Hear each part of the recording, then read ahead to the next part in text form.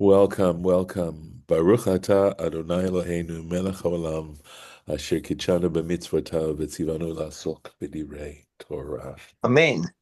Thank you and welcome. So, we of course are reading the material that took place after the flood, and you know, it's an interesting comment on human behavior of how well do we learn from adversity, right? How open are we to learning when we face adversity? And I think it's an interesting spiritual issue that, continues to this very day. How are we willing to? Are we really willing to look at things and say to ourselves, for one, of course, the big question is, you know, how to what degree do we ever say, well, what am I contributing to this situation, instead of just pointing a finger to others? And I think that's such a key question to ask. At any rate, that's we're continuing about the sort of mistakes that human beings were making at this particular point. And, after the flood, the sense of wanting to make sure it never happened again, not because they were looking at the real reasons as to why it happened, but to do it on a physical kind of level by building a tower that would be able to withstand the flood. That's kind of what they were doing, which was, of course, the wrong approach, and not realizing that the real issue was a spiritual issue. And again, the question that one might want to ask is, to what extent does that reflect the situation today, even today? Okay, so And we're in the 3 weeks, I know, and cheshbon, the time for cheshbon hanefesh is yes, coming up. right, And I mean, one of the first things I learned about that time is you got to put in the positives. You know when you do an accounting, you have the assets and the liabilities. right. And if you only focus on what you did wrong, and you can spend so much time beating yourself up that you don't come up with, first of all, what was my part in this? And second, what are the strengths and the gifts that I can use to sur meirav yaseh tov? It's a very Um, good, yeah, no, thank you. Go ahead, Judith, if you had so more. that when you ask the question of do we learn from adversity, I think that these are some of the things some of the ways that we can learn from that adversity. Hmm. Yeah, no, I appreciate your sharing that.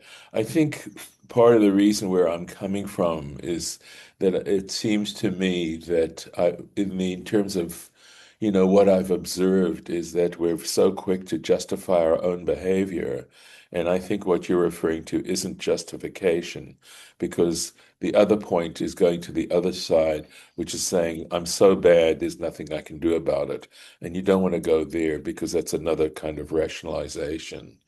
Um, but I guess if I were to try and take into account not only what you're saying, but to go a step further, and that is to say, because I think it is important, so important to say, well, what can I positively do to change this situation, and where are my strengths that I can contribute to try and ameliorate, the negativity, et cetera, et cetera.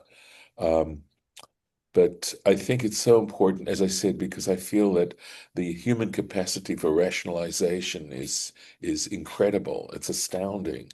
And I want to be careful and very conscious of the fact that I am so capable of rationalizations and casting the blame on everyone else, and then avoiding the ability on my part to actually do tshuva. So, but you're right. You don't want to go to a point where you say, I'm hopeless. That is absolutely terrible. And in itself is another kind of rationalization, by the way. It really is. There's a lack of truth there. But I mean, I think that's also, unfortunately, a human capacity to say, I'm just so bad, there's nothing I can do about it. And I'm just going to continue the behavior because there's really nothing I can do. And the truth is that, I'm not saying it's easy, and I'm not saying that for some people it may be more difficult than for others, But nevertheless, that's sort of how I would look at saying, that you're still created in the divine image and you still have that capacity to change as long as you're breathing. But it does become more and more difficult. Maimonides has a section in his code talked about the laws of tshuva, and he talks about how, when you get used to certain kinds of behaviors, it becomes almost impossible to change it. So it's just understanding human nature. At any rate, let's go on. Thank you, though. Let's take a look at the next verse, okay? So I think this is actually, let's take a look.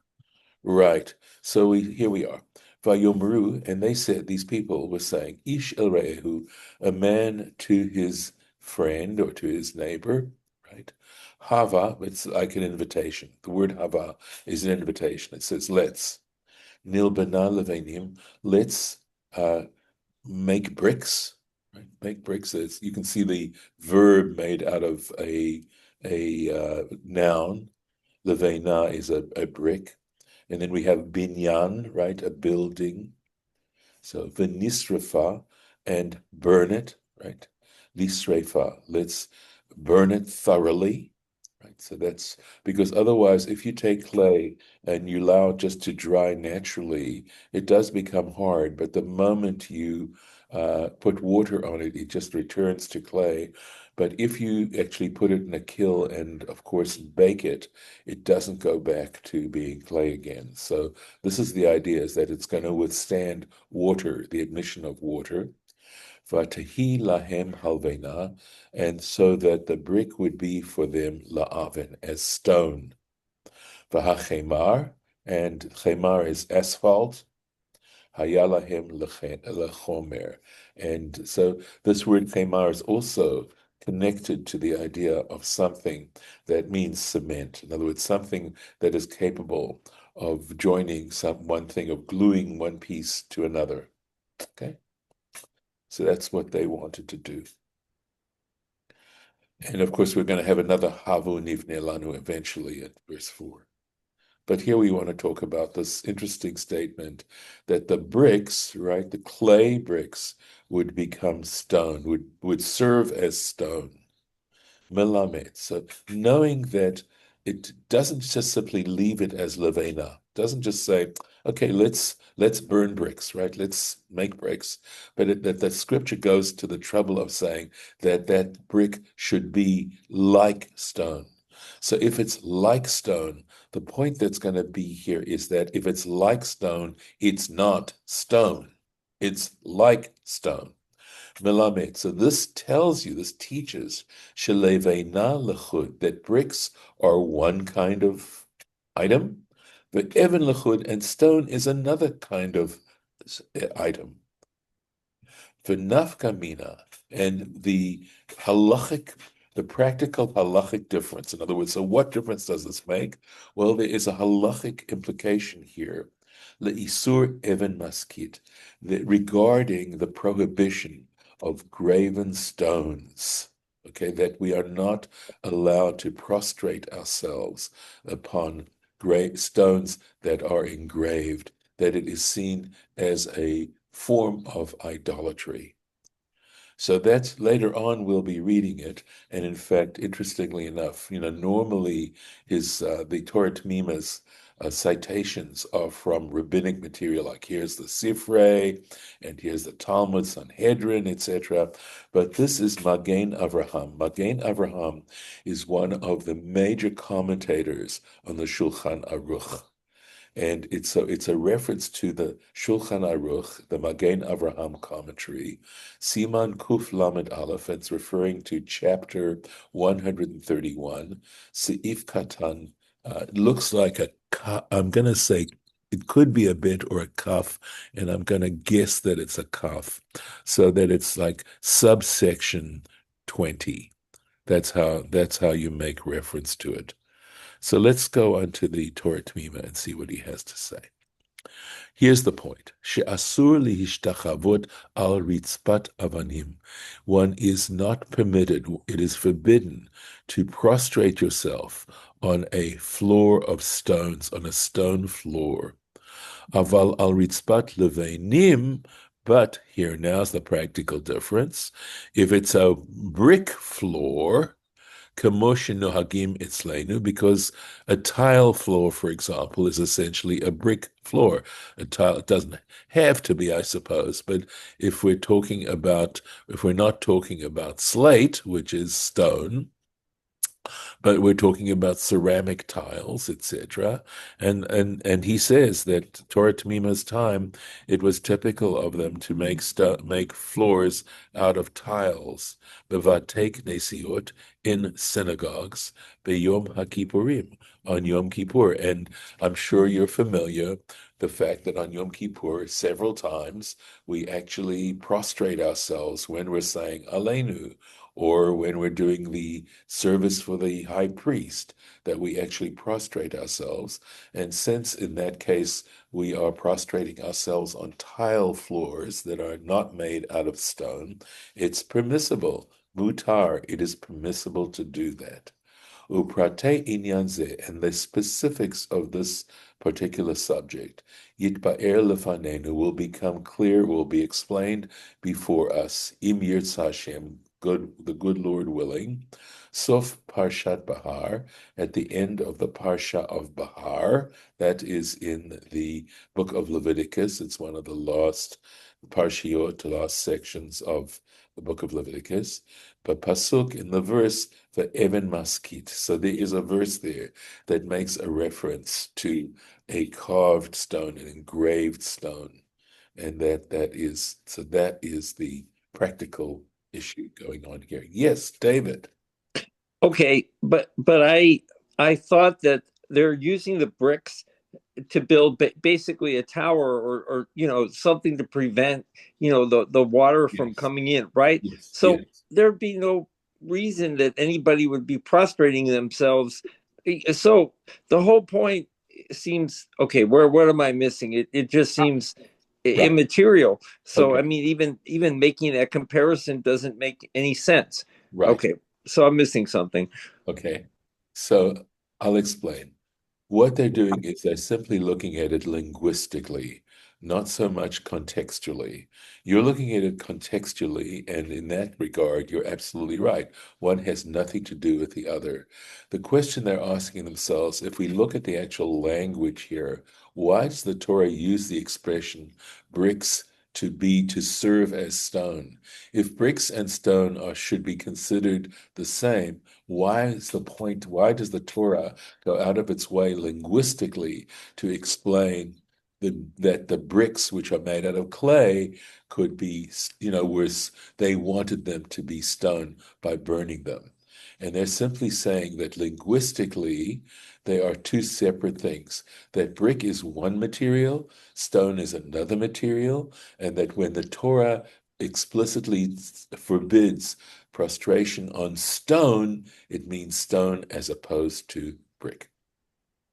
Okay, Is that understood. But it has nothing to do with the context. It nothing to merely do has with to the do with. context? Correct. Okay, It's a linguistic issue, okay? got it. And that's Thank how you. they're looking at it. Yes, Judith, you are muted still, I Sorry, believe. so mosaics. Well, I mean, one of the things I I remember know, from I trips know, to Israel is right. incredible mosaics. I know. The famous synagogue at Beit Alpha. Right. Yes. So mosaics, of course, I think are made out of pieces of stone, right? Yeah, So could be that, and because there's an image on those mosaics, although of course they don't have to be, but they that can also, mosaics can be made out of stone and of actual pieces of stone, and they can be made out of tile. So correct. I don't know which Right. those ones were. Right. I And, know. and then I had another question about Yes. tombstones. Okay, go on. Well, just I'm going to an unveiling this morning, for example, Yes. so I've been thinking about it, Okay. and those are often made out of stone or Right. granite. Right. It doesn't say you can't do that. It doesn't say you can't make floors out of stone. It's simply saying you can't prostrate yourself on them. That's what it's saying. And I don't believe we prostrate ourselves to tombstones, right? They're markers. So there's no prohibition whatsoever in making tombstones out of stones, or out of, out of marble or granite or whatever, something that's permanent. But I But may not be to missing cast another yourself point you're making. upon them crying, for example. Oh, I see what you're saying. Again, yeah, but I don't think anybody thinks you're praying to them. But we know Uh, that prostration on the floor is an act of worship. We know, for example, that a mosque, right? The very word mosque refers to prostration. It's an Arabic word, musjid, which means a place of prostration. But we're not mm, prostrating ourselves on the tombstones. And frankly, the truth is, I don't believe I've ever seen anybody, sort of rest on a tombstone and crying. You know what I'm saying? I mean, it may be happening, and I don't think it's forbidden. I don't think anybody would consider it an act of worship. uh-huh. And I'm open to correction, obviously. But yeah. No, this is on a horizontal floor, and tombstones generally have an emphasis on the vertical. Not to say that if they were engraved with an image, that might be a problem, but tombstones generally have words. And of course, we know that in mosques they forbid any representational pictures. It's all they use the art form of letters, of the letters themselves as a sense of Yeah. aesthetic, which is, interesting and a beautiful thought. All right. It's, Okay. Thank you. of course, no, no, so I'm glad that, it helps you think about these things. Let's see if we want to try. This is a fairly lengthy one, as you can see, and but we can give it a shot. All right. So let me go to the next verse. Vayomru. And so they further said, right? Hava nivle lanu ir. Let us build for ourselves a city, going on, umigdal, with a tower, verosho bashamayim, and its head should be its top should be in the heavens. This is sounding like skyscrapers, right? And by the way, I heard someone who was actually an architect describing some of the actual aesthetics involved in skyscrapers, and the vertical lines, and the idea of the symbolism involved in some of the actual designs of the skyscraper. And they absolutely had to do with sort of human greatness and things like that. And I was quite intrigued and surprised to hear, and to try to gain a better understanding of some of the symbolic aesthetics of this kind of architecture. And let us make for ourselves shame. Shame would be a name, but a reputation, right? Pen nafutz, lest we are scattered, al pnei kol haaretz, across the face of the earth. So what's going on here? And that's what we're going to take a look at. What was but I think most of us are aware that we're looking at hubris. Hava nivne, let us build, etc.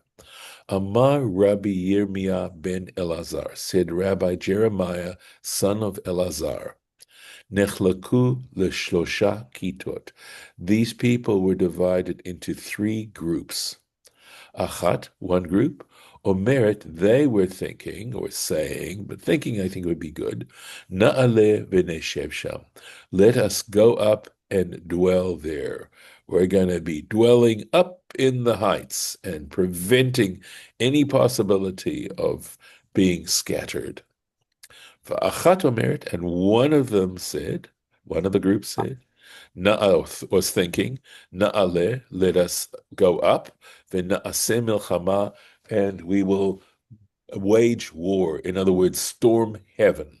Now, whether that has to be taken literally or whether that is taken figuratively as storming heaven, meaning show who's boss, okay? I'll leave for you to determine. The point, though, is their plan was intentionally, right, trying to rebel against the divine. V'achat omeret, and the third group thought, na'aleh, we will go up, v'na'avod avodat kochavim, and we will worship idols. And again, these are all you can see attempts to negate God and to somehow, rebel against the idea of divine authority and divine responsibility towards the divine. So, three different groups. As for the group who was thinking, we'll go up and we will dwell there, Hefitzam Hashem, God in fact did scatter them. Zo Shamra, which is relatively benign. Zo Shamra Na'aleh v'naseh milchama, right? The group that was thinking, we're going to go up and we're going to wage war. Na'asu kufim veruchot v'shedim v'lilim.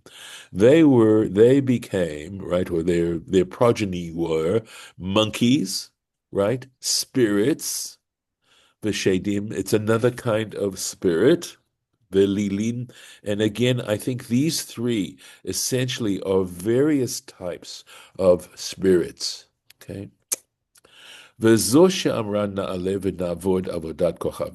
group that said, we will go up and serve idols, worship idols, Balal Hashem Sfat Kol Haaretz.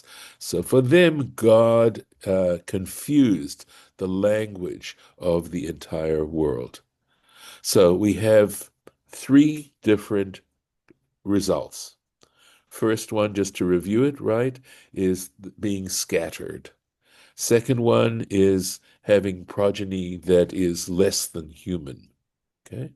And the third is not being able to understand one another, not being able to communicate. Three different kinds of implications. Let's take a look at Dalet here, right? Velili. He's going to be actually referring to all of them. Yes, David. But it's not the Tower of Babel yet, right? Yes, this is. No, it is. It is. Okay. The Tower of Okay. Babel. I couldn't remember. Yes. Okay, got it. No. Thank You are right. No. This is, I believe we are talking here specifically about the Tower of Babel. Okay. Yes. Yeah, it was a response to the flood. Okay. It was interesting because it's, I think, some profound spiritual issues going on here. All right. Anyway, so he says, regarding to these four, the result of the people who wanted to wage war against heaven. Iyen Mashikatuv, he says, check out what is written La'el above, Sof Parshat Bereshit, at the end of Bereshit, Pasuk regarding the verse Vaychi Adam v'Gomer, and it says, and man lived, etc. Vayivaled bidmuto kitsalmo, and he was able to procreate, right, in his image and in his likeness, etc. It's chapter 5, verse 3. The inyan kupim veruchot, regarding this issue of monkeys and spirits, etc. Hem gufim hadomim lalashim. Excuse me 1 second. I'm so sorry. Okay. They resemble, right? They are bodies, gufim, they're bodies that resemble people. Excuse me 1 second.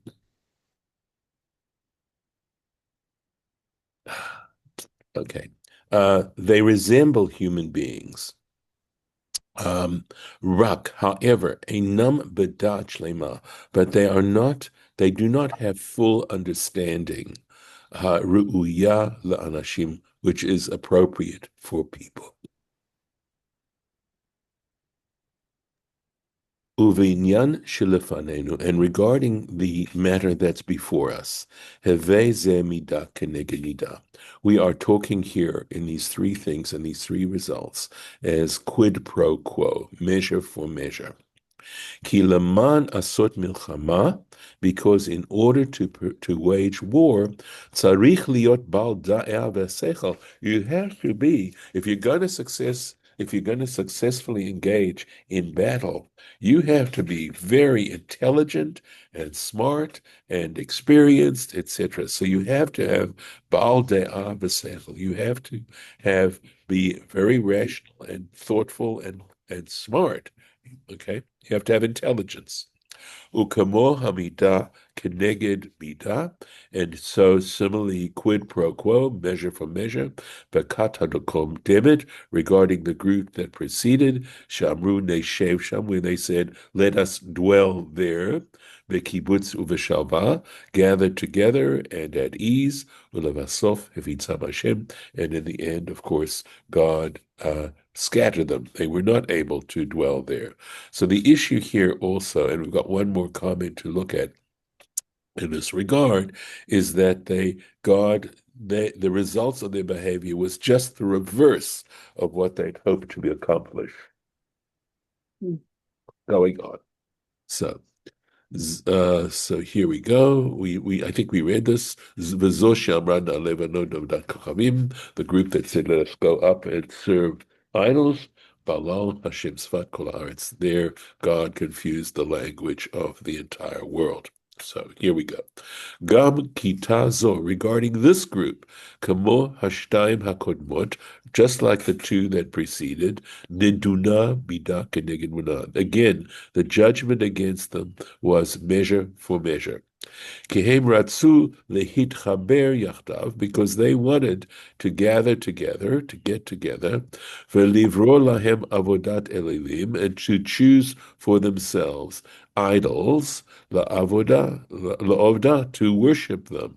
Okay, Balal Hashem itzvatam, and for this reason God confused their language. V'lo yachlu lavo ladat achat, and they weren't able to come to one conclusion, to be able to. Okay, down here, ki lo hevinu ish sfat re'eh, because one person didn't understand the language of the other. They weren't able to unify and consequently worship idols, and that's where we will leave it for today.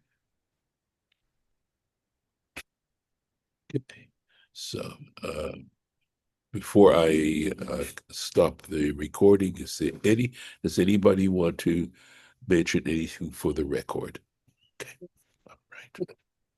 Okay.